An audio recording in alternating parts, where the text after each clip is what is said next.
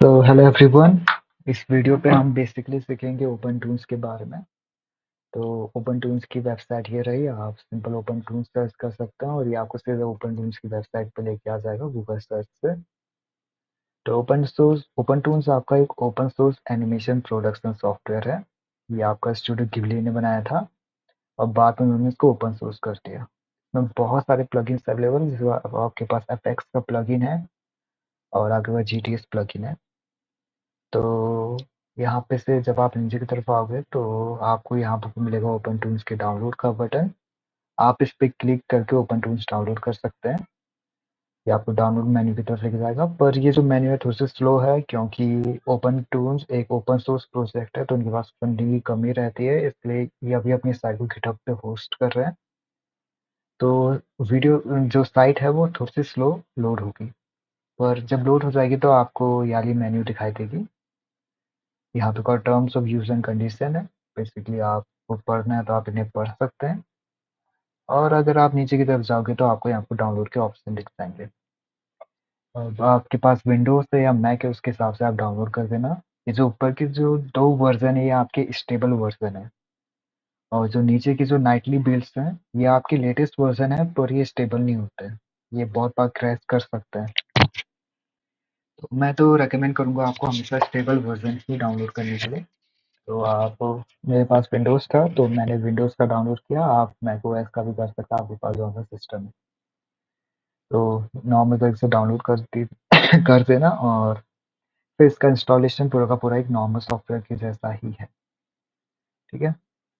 तो जैसे आप इसे डाउनलोड कर दोगे तो एक ऑप्शन होता है आपकी डेस्कटॉप आइकन का, तो डेस्कटॉप आइकन बन जाएगा, वरना नीचे सर्च कर सकते हो। Then you can simply open it और आपको मिल जाएगी ओपन टूल्स की मेन्यू। तो ओपन टूल्स की जो मेन्यू है, स्टार्टअप पे आपको मिलेगा एक ओपन टूल्स का स्टार्टअप पेज। स्टार्टअप पेज पे बेसिकली आप अपने प्रोजेक्ट की या सीन की कॉन्फ़िगरेशन सेटिंग्स को दिखाओगे। अब यहाँ पे को आप इसे बंद भी कर सकते हैं यहाँ से, पर मैं तो ये कहूँगा कि इसको ऑन ही रहने दीजिए क्योंकि ये बहुत ज़्यादा काम की मेन्यू होती है। तो सबसे पहले होता है आपका करंट प्रोजेक्ट बेसिकली आप कौन से प्रोजेक्ट पे काम कर रहे हैं। ये प्रोजेक्ट आपका रिप्रेजेंट करता है एक मूवी को, सीरीज को, या आपके एनिमेशन टाइटल को। बेसिकली एक ऐसी स्टोरी पे जिस पे आप काम कर रहे हैं। आप कोई कितने भी प्रोजेक्ट बना सकते हैं। प्रोजेक्ट बनाने के लिए न्यू प्रोजेक्ट पे आप क्लिक करना, और यहाँ पे को आप प्रोजेक्ट का नेम लिखना, और नीचे की तरफ ये प्रोजेक्ट के अंदर जो जो अलग अलग फोल्डर्स बनेंगे जिसमें अलग अलग चीज़ें सेव होंगी, इनपुट्स, ड्राइंग, सीन्स, एक्स्ट्रा, ये उसके फोल्डर्स की नाम और डेस्टिनेशन है। ओपन टूल्स में सारे के सारे प्रोजेक्ट आपके रूट फोल्डर जो कि आपका सी ड्राइव है उसमें सेव होता है। मुझे ये चीज़ ज़्यादा समझ में नहीं आई, पर ओपन टूल्स ऐसे ही काम करता है। तो यहाँ से आप नया प्रोजेक्ट बना सकते हैं, और उसके बाद आप प्रोजेक्ट को सिलेक्ट कर सकते हैं आपको कौन से प्रोजेक्ट के अंदर नया सीन बनाना है। जैसे अगर मैं 2D एनिमेशन को सिलेक्ट करूँ तो 2D एनिमेशन के अंदर मैं नया सीन बना सकता हूँ। वहीं अगर मैं सैंडबॉक्स के अंदर करूँ तो सैंडबॉक्स के अंदर नया सीन।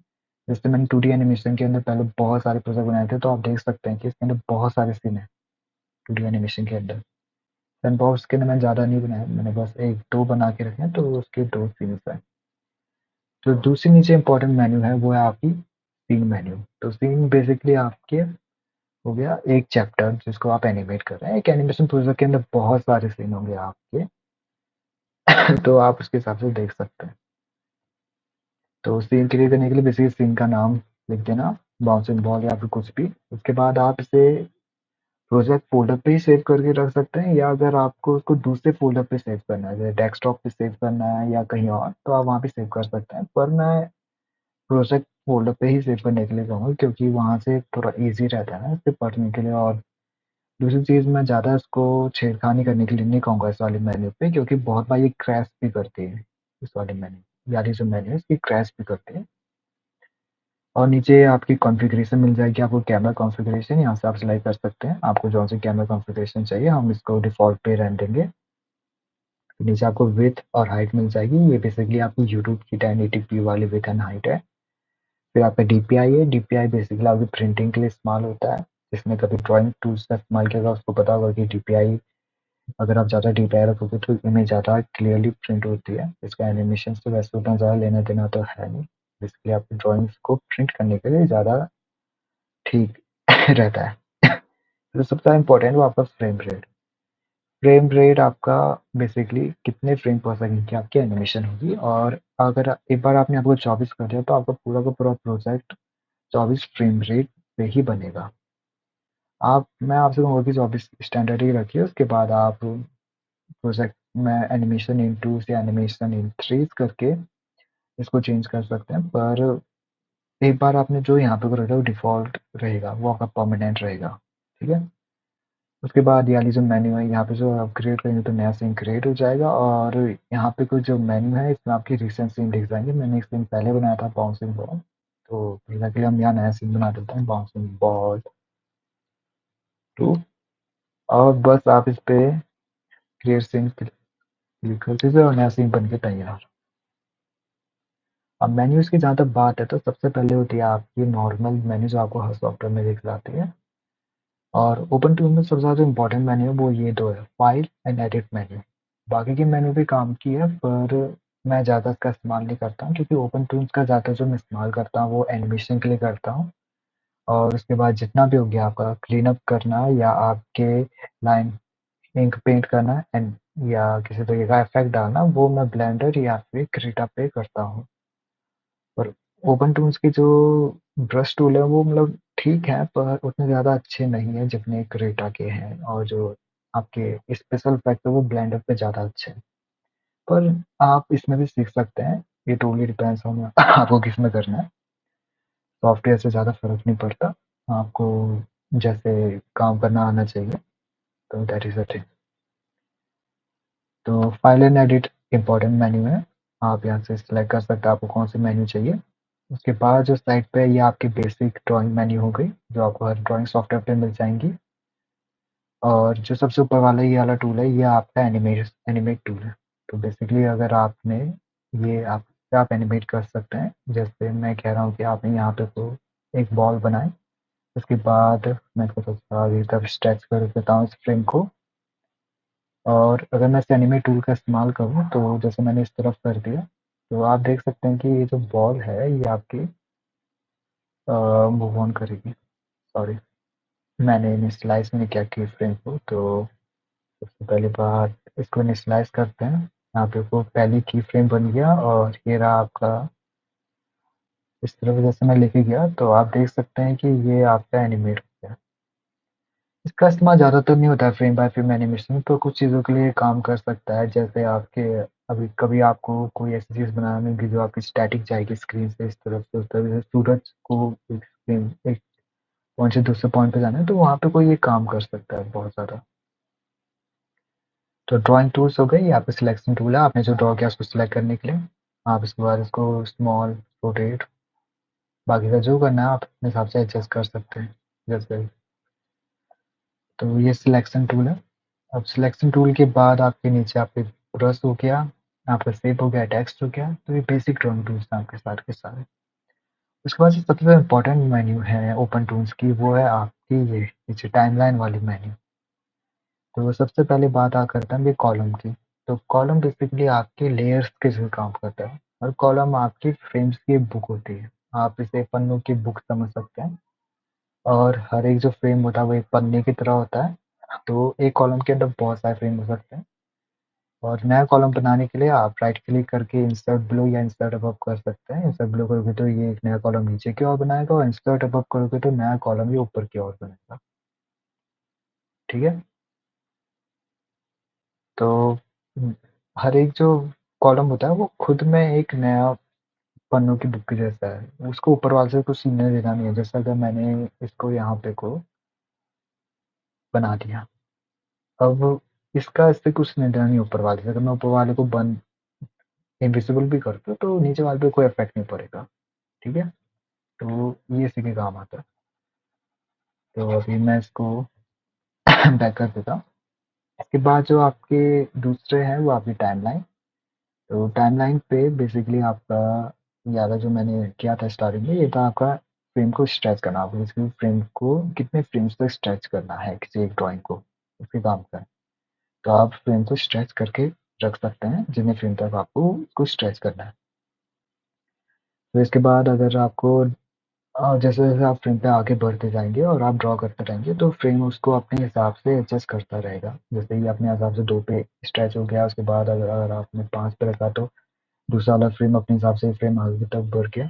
अब आपको बीच में मान लो कि एक नया फ्रेम इंक्लूड करना है तो उसमें राइट क्लिक करना और आप यहाँ पे कुछ डाल सकते हैं इंसर्ट सेल या फिर इंसर्ट सेल पे जैसे आप डिलीट सेल कर देना और उसके बाद इंसर्ट सेल कर देना। उसके बाद आप डिलीट करके नॉर्मल फ्रेम बना सकते हैं या फिर अगर आपको बीच में एक नया सेल डालना है तो इसके लिए आप इंसर्ट सेल भी कर सकते हो, उससे एक नया सेल आ जाएगा और आगे वाले जो फ्रेम है वो अपने हिसाब से आगे बढ़ जाएंगे।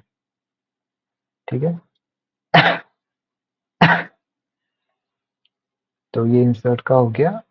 अब इसके अलावा जो दूसरी चीज़ है वो है आपके इंसर्ट का हम कर चुके हैं, नॉर्मल फ्रेम्स का हम कर चुके हैं। जो है वो आपकी अनियन स्किनिंग। अब अनियन स्किनिंग आपकी बेसिकली काम करती है कि आपको पीछे का कितना देखना है या आगे का कितना देखना है।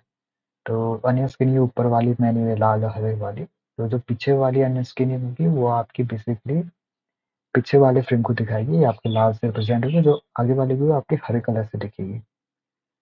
तो जब ये डंडा बना होगा अनियन स्किन पे बेसिकली आपके जॉइंट है लाइन के साथ, तो ये आपके अनियन फ्रेम के साथ आगे बढ़ते रहेंगे।